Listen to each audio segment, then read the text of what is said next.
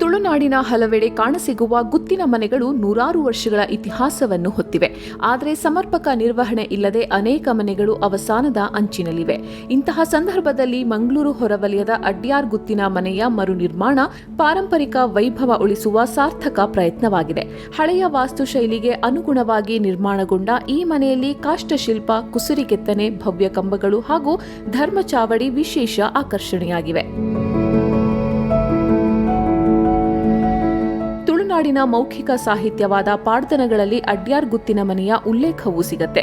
ಜುಮಾದಿ ದೈವಘಟ್ಟ ಪ್ರದೇಶದಿಂದ ಬಂದು ಇಲ್ಲಿ ನೆಲೆಸಿದ ಬಳಿಕ ಗುತ್ತಿನ ಮನೆ ನಿರ್ಮಾಣವಾಯಿತು ಎನ್ನುವ ಐತಿಹ್ಯ ಪಾಡ್ದನದಲ್ಲಿ ಹೇಳಲಾಗಿದೆ. ನಮ್ಮ ಸೋಮನಾಥ ಕಟ್ಟೆಯಲ್ಲಿ ನಿಂತು ನೋಡುವಾಗ ಅಡ್ಯಾರ್ ಗುತ್ತು ಕಂಡಿತು. ಅಲ್ಲಿ ನಮ್ಮ ಯಜಮಾನ ದುಗ್ಗಣ್ಣ ಭಂಡಾರಿ ಅವರನ್ನು ನೋಡಿ ಇಲ್ಲಿ ಬಂದು ನೆಲೆ ಆಯ್ತು. ಅವರ ಒಳಗೆ ಒಪ್ಪಂದವಾಯ್ತು. ಒಪ್ಪಂದ ಹೇಗೆ ಅಂದ್ರೆ, ಇಲ್ಲಿ ಒಂದು ಉಯ್ಯಾಲೆ ಬೇಕು, ತೂಗು ಉಯ್ಯಾಲೆ. ನನಗೆ ನನ್ನ ಬಂಟನಿಗೆ ತೂಗು ಉಯ್ಯಾಲೆ ಬೇಕು, ನನಗೆ ಗ್ರಾಮಕ್ಕೆ ಇದು ಪಂಚಾಯತಿಗೆ ಮಾಡುವ ಒಂದು ದೊಡ್ಡ ಮನೆ, ಗುತ್ತು ಮನೆ ಬೇಕು ಅಂತ ಹೇಳಿ ದೈವಕ್ಕೆ ಒಂದು ಒಪ್ಪಂದ ಆಗಿ ಇಲ್ಲಿ ಪ್ರತಿಷ್ಠಾಪನೆ ಆಯಿತು.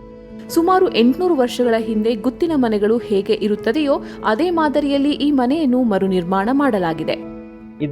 ಇದಕ್ಕಿಂತ ಸಹ ಗಾಂಭೀರ್ಯತೆ ಇತ್ತು. ಆ ಮನೆಯನ್ನು ತೆಗೆದು ಹೊಸ್ತು ಮಾಡುವಂತ ನಾವು ಸಂಕಲ್ಪ ಮಾಡಿದೆವು. ಸಾಧಾರಣ 3.5 ಕೋಟಿಯ ತನಕ ನಮ್ಮ ಒಳಗೇನೆ, ನಾವು ಹೊರಗಿನಿಂದ ಯಾರಿಂದಲೂ ಹಣ ಇಸ್ಕೊಳ್ಳಿಲ್ಲ. ನಾವೆಲ್ಲ ಕೂಡಿ ಎಲ್ಲ ನಮ್ಮ ಪ್ರತಿ ಒಬ್ಬ ಮಗುವಿನಿಂದ ಬಂದು ಮುದುಕನವರಿಗೆ ಎಲ್ಲರೂ ಸಹಕಾರ ಕೊಟ್ಟಿದ್ದಾರೆ. ಈ ಗುತ್ತಿನ ಮನೆಯ ಮರು ನಿರ್ಮಾಣಕ್ಕೆ ಬರೋಬ್ಬರಿ 3 ವರ್ಷಗಳು ತಗಲಿವೆ. ಮನೆಯ ಆನೆ ಬಾಗಿಲನ್ನು ಅಂದ್ರೆ ಹೆಬ್ಬಾಗಿಲನ್ನು ಬಲಿತ ಹಲಸಿನ ಮರದಿಂದ, ಬೋದಿಗೆ ಕಂಬಗಳನ್ನು ಹೆಬ್ಬಲಸು ಮರಗಳಿಂದ ನಿರ್ಮಿಸಲಾಗಿದೆ. ಸೂಕ್ಷ್ಮ ಕುಸುರಿ ಕೆತ್ತನೆಗಳನ್ನು ಹೊಂದಿರುವ ಈ ಕಂಬಗಳ ಹಾಗೂ ಆನೆ ಬಾಗಿಲಿನ ನಿರ್ಮಾಣಕ್ಕೆ ಮರವನ್ನು ಹೊಂದಿಸೋದಕ್ಕೆ ಹರಸಾಹಸ ಪಡಬೇಕಾಗಿತ್ತು. ಎಲ್ಲಿಂದೆಲ್ಲೋ ಹುಡುಕಿ ತಂದು ಇವುಗಳನ್ನು ನಿರ್ಮಿಸಲಾಗಿದೆ. ಹರೀಶ್ ಆಚಾರ್ಯ ನೇತೃತ್ವದ ತಂಡದ ನುರಿತ ಬಡಗಿಗಳ ಕೈಚಳಕದಲ್ಲಿ ಮೂಡಿರುವ ಕುಸುರಿ ಕೆತ್ತನೆಗಳು ಗುತ್ತಿನ ಮನೆಯ ಗತ್ತು ಹೆಚ್ಚುವಂತೆ ಮಾಡಿವೆ. ಈ ಮನೆ ನಿರ್ಮಾಣ ಕಾರ್ಯಕ್ಕೆ ಅಡ್ಯಾರ್ ಗುತ್ತು ಯಜಮಾನ ವಿಶ್ವನಾಥ್ ಶೆಟ್ಟಿ ಅವರ ಮುಂದಾಳತ್ವದಲ್ಲಿ ಅಡ್ಯಾರ್ ಗುತ್ತು ಫ್ಯಾಮಿಲಿ ಟ್ರಸ್ಟ್ ಎಂಬುದನ್ನು ನಿರ್ಮಿಸಿ 20 ಜನ ಇರುವಂತಹ ಈ ಟ್ರಸ್ಟ್ ನಿರ್ಮಾಣ ಮಾಡಿ ಈ ಮನೆಯನ್ನು ಕೆಡವಿ ಹೊಸ ಮನೆ ಕಟ್ಟುವಂತ ಈ ಅವಸರದಲ್ಲಿ ನಮಗೆ ಅಡ್ಯಾರ್ ಗುತ್ತಿನ ಕುಟುಂಬದ ಸದಸ್ಯರು, ನೆಂಟರಿಷ್ಟರು ಮತ್ತು ಎಲ್ಲ ಬಾಂಧವರು ಈ ಮನೆ ನಿರ್ಮಾಣ ಕಾರ್ಯಕ್ಕೆ ನಮಗೆ ಸಹಕರಿಸಿದ್ದರಿಂದ ಮಾತ್ರ ಇಷ್ಟೊಂದು ವೈಭವ ಪೂರಿತವಾದಂತ, ಜನರು ಮೆಚ್ಚುಗೆ ಪಡುವಂತ ಈ ಮನೆಯನ್ನು ನಿರ್ಮಿಸಲಿಕ್ಕೆ ಸಾಧ್ಯ ಆಯಿತು. ಹೆಬ್ಬಾಗಿಲು, ಪಡಸಾಲೆ, ಬೋದಿಗೆ ಕಂಬಗಳು, ಧರ್ಮಚಾವಡಿ ಗುತ್ತಿನ ಮನೆಯ ವೈಶಿಷ್ಟ್ಯ. ಅವೆಲ್ಲವೂ ಮರು ನಿರ್ಮಾಣಗೊಂಡ ಮನೆಯಲ್ಲೂ ಹಳೆಯ ಮನೆಯ ವೈಭವಕ್ಕೆ ಚ್ಯುತಿ ಆಗದಂತೆ ಮೂಡಿಬಂದಿವೆ.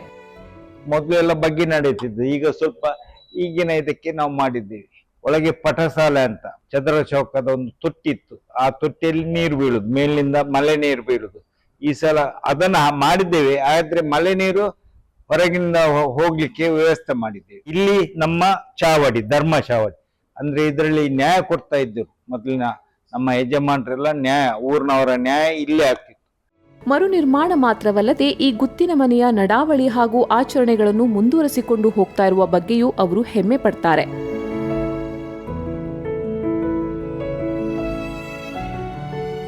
ವರ್ಷದಲ್ಲಿ 3 ಬಾರಿ ನೇಮೋತ್ಸವ ಆಗುವುದುಂಟು. ಮೊದಲನೇದಾಗಿ ನಮ್ಮಲ್ಲಿ ಕೊಂಬರ ಬೆಟ್ಟ ಅಂತ ಹೇಳಿ ಉಂಟು.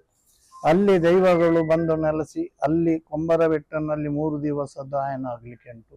ಅಲ್ಲಿಂದ ಸಾಂದಾಯನ ಅಂತ ಹೇಳಿ ಉಂಟು, ಅಲ್ಲಿ 2 ದಿವಸದ್ದು ಆಗ್ಲಿಕ್ಕೆ ಉಂಟು. ಅಲ್ಲಿಂದ ಸೋಮನಾಥ ಕಟ್ಟೆ ಅಂತ ಹೇಳಿ ಉಂಟು, ಅಲ್ಲಿ 2 ವರ್ಷಕ್ಕೊಮ್ಮೆ ಇಡೀ ಊರು ಸೇರಿ ಆಗುವುದಂತ ಹೇಳಿ ಉಂಟು.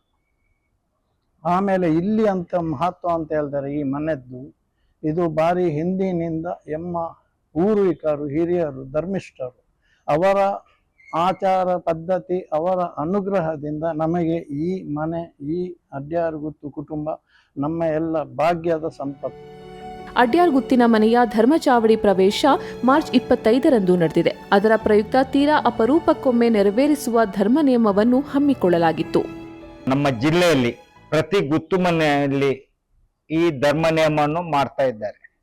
ಅದು 10 ವರ್ಷಕ್ಕೊಮ್ಮೆನ, 20 ವರ್ಷಕ್ಕೊಮ್ಮೆನ ಅದು ಮಾಡಿದ್ರೊಂದು ಕೀರ್ತಿ ಅಂತಾಗಿ.